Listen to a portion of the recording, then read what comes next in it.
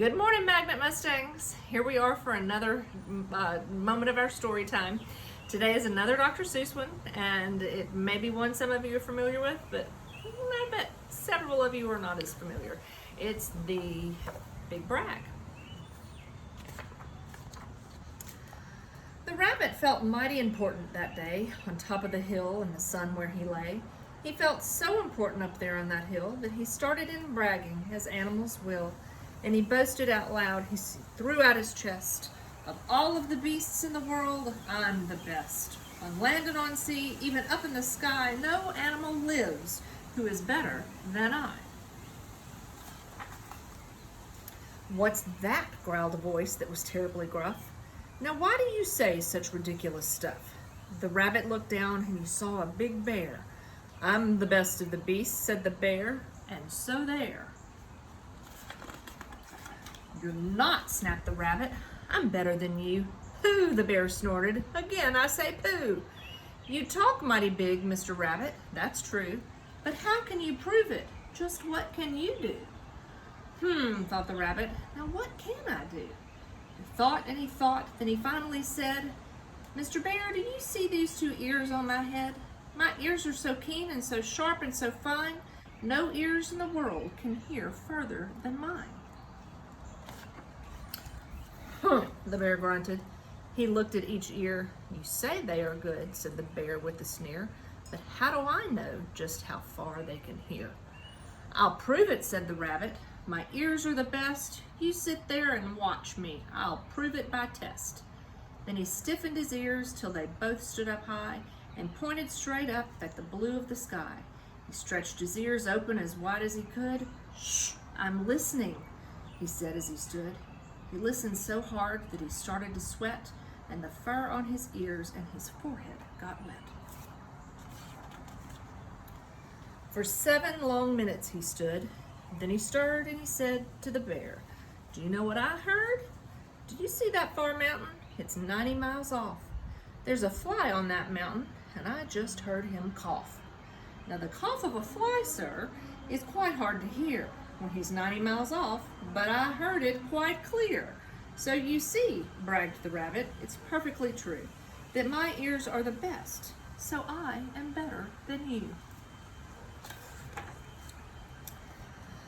The bear, for a moment, just sulked as he sat, for he knew that his ears couldn't hear things like that. This rabbit, he thought, made a fool out of me. Now I've got to prove that I'm better than he. So he said to the rabbit, You hear pretty well. You can hear 90 miles, but how far can you smell? I'm the greatest of smellers, he bragged. See my nose? I'm the greatest of smellers, he bragged. See my nose? This nose on my face is the finest that grows. My nose can smell anything both far and near. With my nose, I can smell twice as far as you can hear. You can't, snapped the rabbit. I can, growled the bear. And he stuck his big nose way up high in the air. He wiggled that nose and he sniffed and he snuffed. He waggled that nose and he whiffed and he wuffed. For more than 10 minutes he snaffed and he snuffed. Then he said to the rabbit, I've smelled far enough. Well, all right, said the rabbit. Come on now and tell exactly how far is that smell you can smell. Oh, I'm smelling a very far smell, said the bear. Away past that fly on that mountain out there, I'm smelling past many great mountains beyond, 600 miles more to the edge of a pond. And way out there by the pond you can't see is a very small farm. On the farm is a tree, on the tree is a branch, on the branch is a nest, a very small nest where 2 tiny eggs rest. 2 hummingbird eggs, only half an inch long, but my nose, said the bear, is so wonderfully strong. My nose is so good that I smelled without fail that the egg on the left is a tiny bit stale. And that is a thing that no rabbit can do. So you see, the bear boasted, I'm better than you. My smeller's so keen that it can't just be beat. What's that? Called a voice from way down by his feet. The bear and the rabbit looked down at the sound. and they saw an old worm crawling out of the ground. "Now, boys," said the worm, "you've been bragging a lot. You both think you're great, but I think you are not. You're not half as good as a fellow like me. You hear and you smell, but how far can you see? Now, I'm here to prove to you big boasting guys that your nose and your ears aren't as good as my eyes."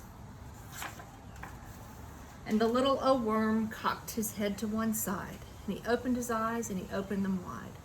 And they looked far away with a strange sort of stare, as if they were burning two holes in the air.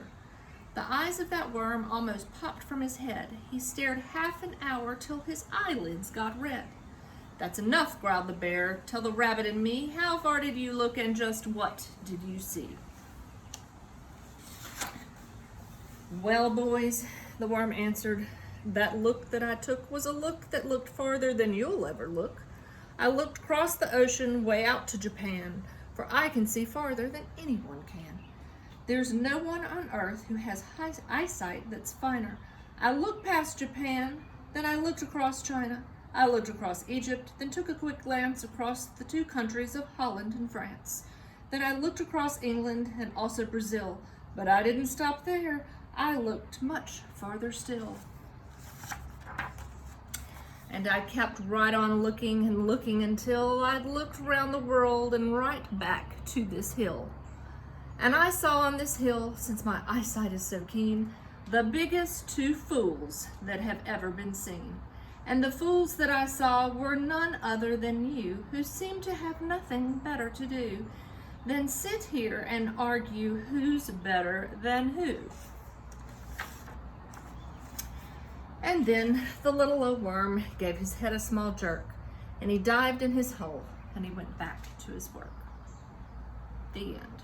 I think you're going to find lots of people along the way that are big braggers, and my challenge to you is to not become like they are. You can accomplish great things. You can be the person you're meant to be. You can be the best you there is. But if you don't have humility and if you aren't humble, then you really have defeated your purpose. So I want you to be a good person, be a strong person, and don't be a bragger. Bye.